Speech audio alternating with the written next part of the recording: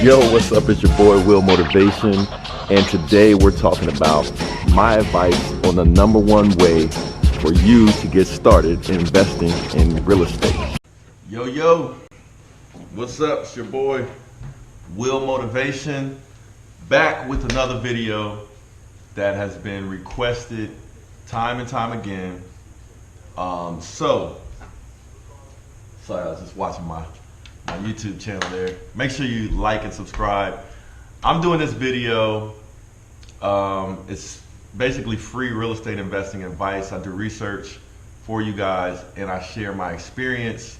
For those of you that have never seen my channel, I am a real estate investor. I am an entrepreneur, and I've done over 35 real estate deals.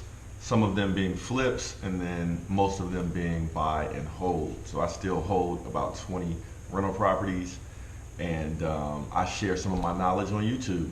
And a lot of my subscribers subscribe because they like my Lamborghini, and so I do a lot of car videos as well. But I would not have the Lamborghini if I was not invested well in real estate or some other investment vehicles. So I like to talk about real estate since that's what I use to start to invest my money and have that money working for me, making positive cash flow every month and every year, making a significant amount on that real estate. So in this video, we're going to talk about how do you invest in real estate if you do not have any money, like for your, and most people, there's two main things you need money for when you're talking about buying real estate. That is one, your down payment for a property, and then two, the money you might need to fix up a property if it needs to be fixed up, right? So how do you get that money? So I did a little bit of research on it because I don't really consider myself an expert at buying real estate without money, because what I did when I started buying real estate, I had money in the bank accounts, and money in bank accounts does not make a lot of interest. So I was looking for ways to make more money with my money that I had sitting in a bank account just kind of rotting away. So that's when I started looking into real estate and got into real estate and have done very well with it, right? So I didn't consider myself an expert because I got into real estate with my own savings, basically. So I did a little bit of research, so bear with me. I'm going to go over the top 4 things that I found, and as well as we'll start out with my personal experience and things that I know that other people have done, and then we'll get into what my research has shown me as far as what you can do to invest in real estate without any money. So based on my own experience and some realistic scenarios of how I could see this happening, and my real estate research showed this same thing, and that is basically if you find real estate deals, like let's say you do your research and you find some good investment properties, but you don't have any money to buy the property or to invest in the property, right? So what you can do is take those deals that you find. You have to be fast about this, and you have to have a network of investors and people that have money. And the way you do that is like a whole nother video, right? How you build out your network. But essentially, I'm giving you the short answers. How you do this is you get to know people that are actual investors that have money. You find the deals that you would like to invest in, but maybe since you don't have the money, you cannot. But if you find a partner that has money to invest, and you present that partner with the deal, and you're gonna have to put together some paperwork so that they don't steal the deal from you or whatever. But that's part of building a relationship where you deal with people that you find to be trustworthy. But anyway, you can present those real estate deals to other people to finance. And as a part of that deal, you ask for the person financing the deal to cut you in on the profits. And that might be a percentage, or that might be a flat fee, whatever you're able to negotiate. So, so let's say I don't have any money to invest. but I found some property online, and I go check out the property in real life. Maybe maybe even get a realtor involved. Check out the property. Make sure it's still available for sale. Do the numbers on the property. And when you do the numbers on the property, you can present that to an investor or someone who has the money and say, look, I found this property. Here are the numbers. They can look over the numbers and check them out themselves and say, if you're interested in this deal, let's sign a little agreement that I'll give you the address to the property. You can check over all the numbers. If it looks good, you purchase the property, and then you get cut into that deal. Basically, make an agreement to say, hey, I want X percentage if you go with this deal, or I want this fixed dollar amount if you go with this deal. Just for my time and finding that deal. So for me, that's the most realistic way for someone who doesn't have any money to get started in real estate, is to start doing your homework and research and finding good properties, because no matter what you do, you want to be able to, you at least have to have that skill to be able to find and research properties, check the status of the property, whether it's in contract, whether it's really for sale, maybe even do some title work, that kind of thing, to figure out, if there's any liens on the property, do all the numbers and be able to do that.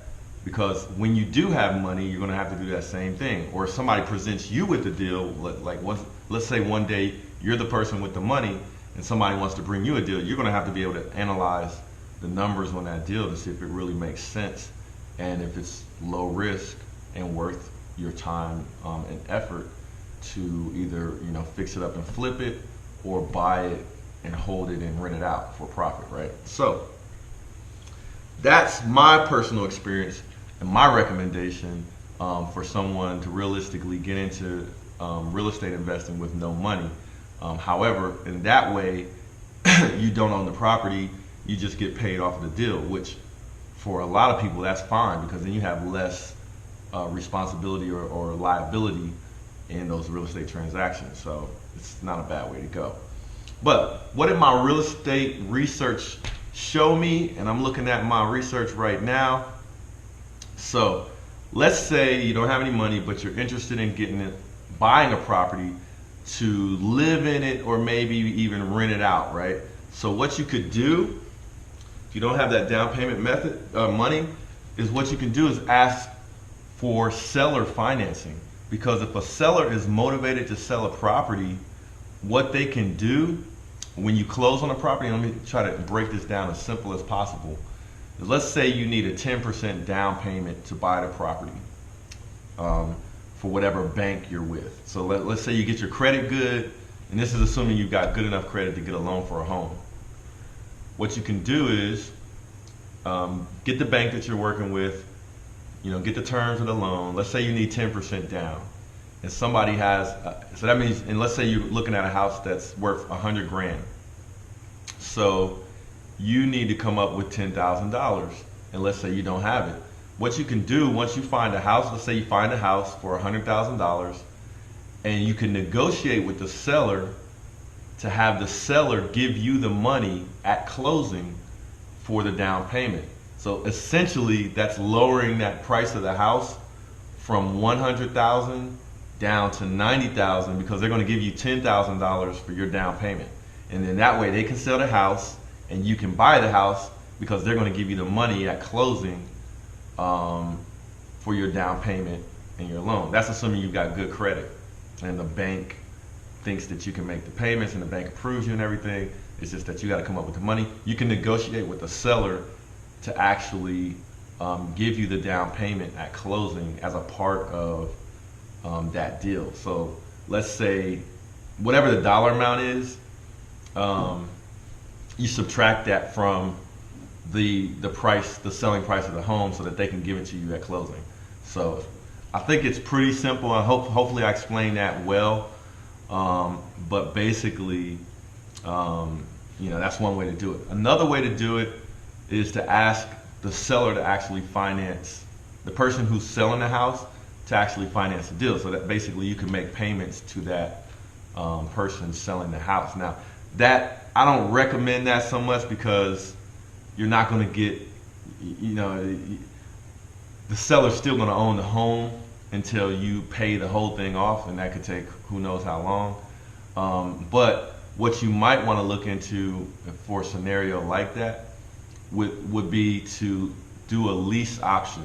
So what that means is you lease a home, and so like this is the second thing I looked up. You lease a home, and I've done this before with my tenants. So what you do is you lease with the option to buy the house.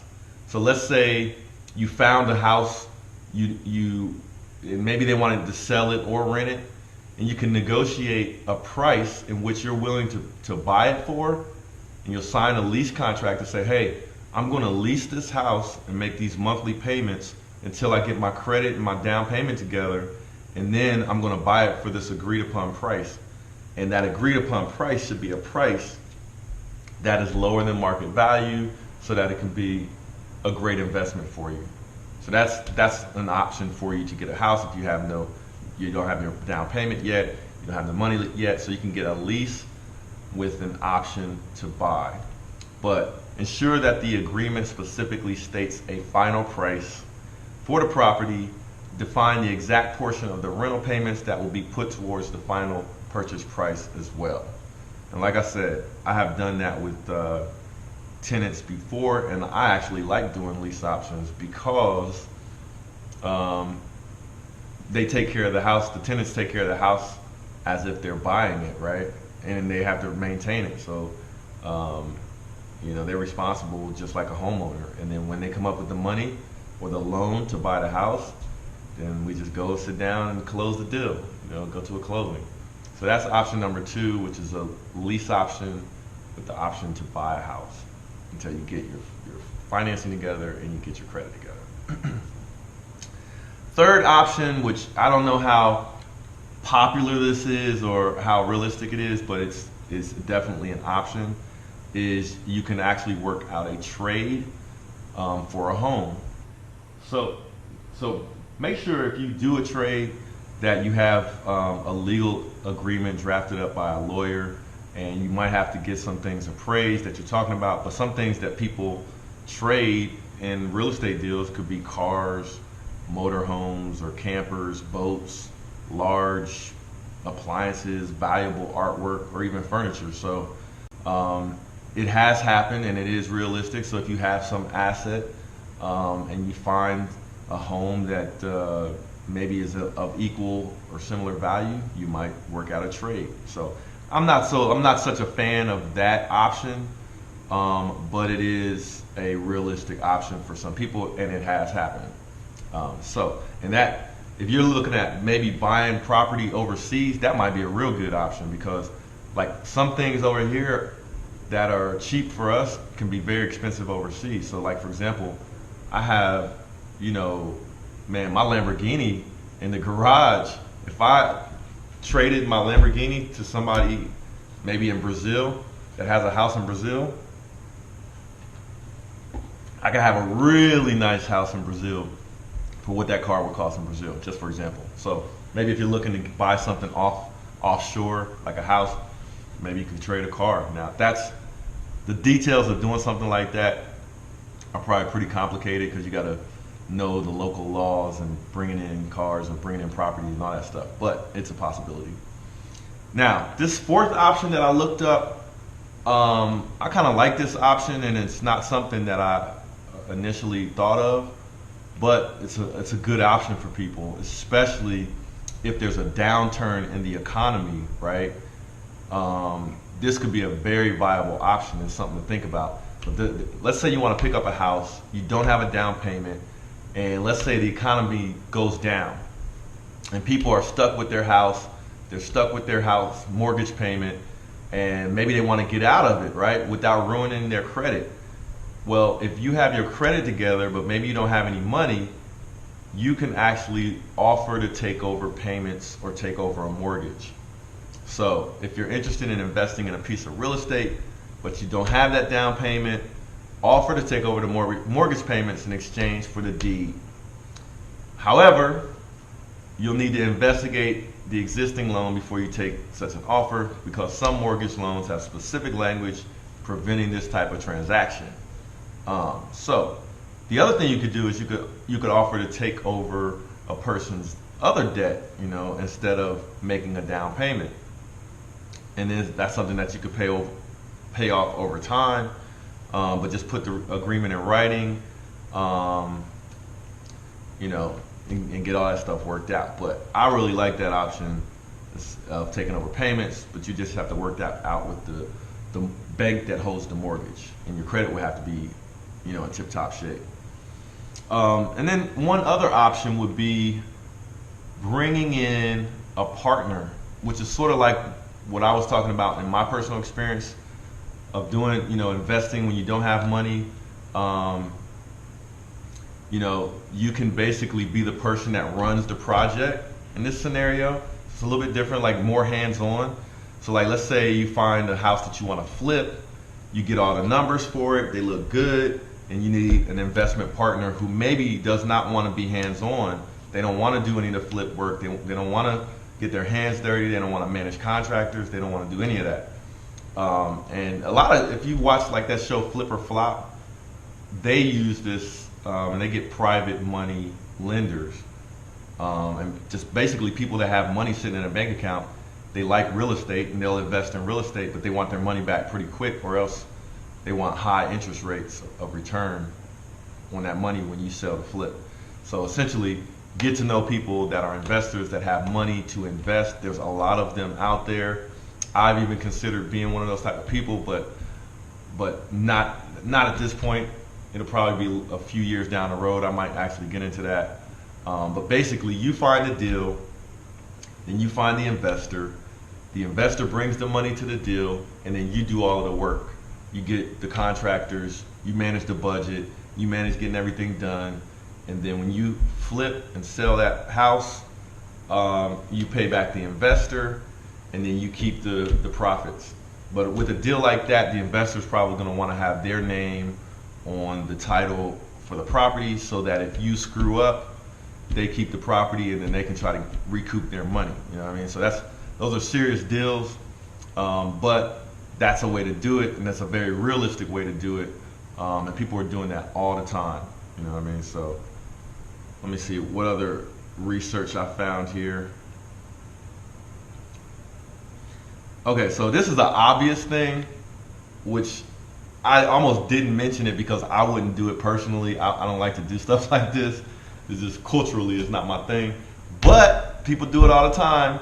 If you don't have money to get a house, people borrow money from friends and family and people they know. They borrow the money, say there's a specific time they have to pay it back, and then they buy a house, and maybe they flip it. When they sell it, they pay that family member back, or they pay that friend back, or whoever. And it could be, in that case, it's just like if it was a business partner. It's just a little bit more informal, but I would suggest that you definitely write up contracts and everything so that everybody's protected. The other thing is, this is very realistic too.